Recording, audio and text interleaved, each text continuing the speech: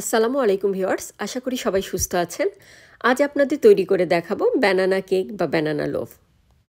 ঘরোয়া কিছু উপকরণ ব্যবহার করে চুলায় বা ওভেনে খুব সহজেই কলার কেক তৈরি করা যায়। সকাল এবং বিকেলের নাস্তা ছাড়াও বাচ্চাদের স্কুলে টিফিনের জন্য হতে পারে এটি একটি সুস্বাদু এবং পুষ্টিকর খাবার। বাড়িতে আমাদের এরকম প্রায়ই হয় যে কলা বেশি পেকে গেছে, তো সেই কলাটা আমরা কেউ খেতে চাই না। আর এই ধরনের কালচে বাদামি স্কিনের কলাই দরকার আমাদের এই কেক বানানোর জন্য।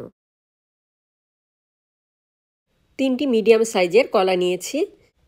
কলাগুলোর গায়ে ব্রাউন স্পট দেখে নিশ্চয়ই বুঝতে পারছেন এগুলো কতটা পাকা। কলাগুলোকে ছিলে নিয়েছি। এখন একটি কাঁটা চামচ দিয়ে এগুলোকে স্ম্যাশ করে নিব। ব্লেন্ডারের মধ্যে কলাগুলোকে একেবারে ব্লেন্ড করার কোনো প্রয়োজন নেই। দিয়ে দিলাম হাফ কাপ চিনি এবং 1/4 চা চামচ লবণ। হাফ কাপ লিকুইড দুধ দিয়ে দিচ্ছি। এই কেকে আমি কোনো ধরনের বাটার ইউজ করব না, সেজন্য আমি এখানে দিয়ে দিচ্ছি 1/3 কাপ রান্নার রেগুলার তেল। একটি স্প্যাচুলার সাহায্যে সবগুলো উপকরণকে একসঙ্গে ভালো করে মিশিয়ে নিচ্ছি। এখন এর মধ্যে আমি ড্রাই উপকরণগুলো ব্যবহার করব। প্রথমে একটি চালনির মধ্যে নিয়ে নিব 1.5 কাপ ময়দা বা অল পারপাস ফ্লাওয়ার।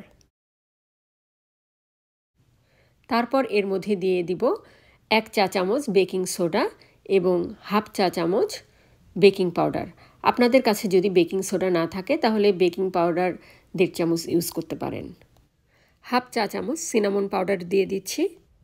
কলার কেকে দারুচিনির গুঁড়ো বা সিনামন পাউডার ব্যবহার করার চেষ্টা করবেন, এতে কালার এবং স্মেল দুটোই খুব সুন্দর আসে। দারুচিনি ধুয়ে রোদে শুকিয়ে কিংবা চুলায় হালকা আঁচে একটু টেলে ঠান্ডা করে ব্লেন্ডারের মধ্যে গুঁড়ো করে নেওয়া যায়। এখন সবগুলো উপকরণকে খুব ভালো করে স্প্যাচুলার সাহায্যে মিশিয়ে নিচ্ছি। দেখতেই পাচ্ছেন সুন্দরভাবে ব্যাটার তৈরি হয়ে গেছে, আর এই কেকের ব্যাটারটা একটু ঘনই থাকে। এখন এর মধ্যে 1/4 কাপ কিশমিশ দিয়ে দেব এবং এরপরে আমি এর সঙ্গে ভালো করে একবার মিশিয়ে নেব। এখন কেকের ব্যাটারকে একপাশে রেখে বেক করার জন্য লোফ প্যানটা রেডি করে নিচ্ছি। আজ আমি ওভেনে বেক করব, কিন্তু চুলাতে কিভাবে এটা তৈরি করবেন সেটাও আমি আপনাদেরকে দেখিয়ে দেব। অল্প একটু তেল দিয়ে লোফ প্যান ব্রাশ করে নিলাম। হালকা কিছুটা ময়দা দিয়ে এটাকে কোট করে নিচ্ছি এবং অতিরিক্ত ময়দাকে আমি ঝেড়ে ফেলে দিচ্ছি। আপনারা যদি পার্চমেন্ট পেপার ব্যবহার করেন তাহলে ময়দা দিয়ে কোট করার কোনো প্রয়োজন নেই।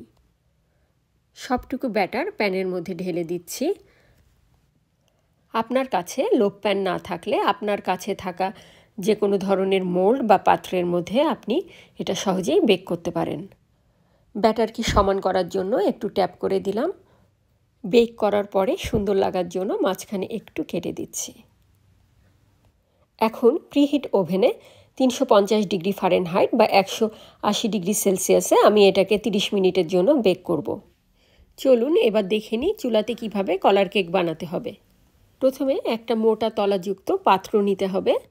এরপর মিডিয়াম ফ্লেমে পাত্রটিকে 10 মিনিট প্রিহিট করে নেবেন। তারপর এর মধ্যে একটি স্ট্যান্ড বসিয়ে এর উপরে কেকের মোল্ডটি দিয়ে দিবেন। মিডিয়াম লো ফ্লেমে ঢাকনা দিয়ে এটাকে প্রায় 1 ঘন্টা বেক করতে হবে। ঢাকনার উপরে কোনো ছিদ্র থাকলে এটাকে একটা লবঙ্গ দিয়ে এভাবে বন্ধ করে দিবেন। 1 ঘন্টা পর চেক করবেন। যদি দেখেন আপনার কেকটি তখনও হয়নি তাহলে এভাবে চুলার উপরে এটাকে আরও 10 মিনিট রেখে দিবেন। এদিকে 30 মিনিট পর ওভেন অফ করে দিয়েছি এবং ওভেন অফ করার পর আরও 10 মিনিট আমি কেককে ওভেনের মধ্যে রেখে দিয়েছিলাম। এখন কেকটি রুম টেম্পারেচারে আসা পর্যন্ত আমি অপেক্ষা করছি। এবার কেক কাটার পালা।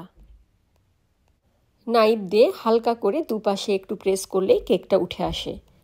এখন এটাকে একটা প্লেটের মধ্যে ঢেলে আপনাদেরকে কেটে দেখাচ্ছি। এদিকে আমার ছেলেরাও অপেক্ষা করছে কখন কেক কাটা হবে। ব্যানানা কেক বাইরের দিকে একটু ক্রাঞ্চি এবং ভেতরে একেবারে সফট হয়ে থাকে।